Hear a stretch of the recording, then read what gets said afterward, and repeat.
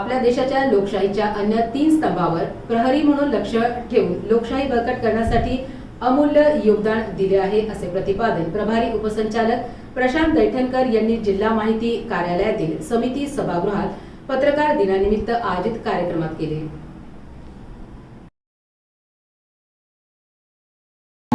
नंतर मी शासनात आलो असं तरी मी शासनाच्या भूमिकेतून पत्रकार कसा असावा याचा प्रयत्न.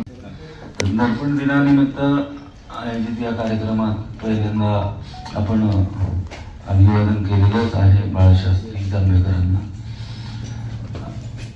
या कार्यक्रमानिमित्त जमलेले आमचे ज्येष्ठ सहकारी रामभाऊ, तसंच नव्या पिढीचे प्रतिनिधी, जुन्या नव्याचा हा एक वेगळा संगम आहे असं म्हणता येईल. काही चेहरे ओळखीचे आहेत, काही अनोळखी आहेत. बहुतांश जणांना कदाचित नावाने मी परिचित आहे, काही जणांना मी नव्याने बघतोय. नव्याने आदर्श घडवून देण्याचं काम जे झालेलं आहे त्याच्यात मुलींचं शिक्षण असेल किंवा मग माझ्या लेखात म्हटल्याप्रमाणे हजारो कोटींची व्यवसाय देणारी इंडस्ट्री ही वृत्तपत्रच्या रूपाने जिथं मुहूर्तमेढ रोवली गेली तर आजचा दिवस.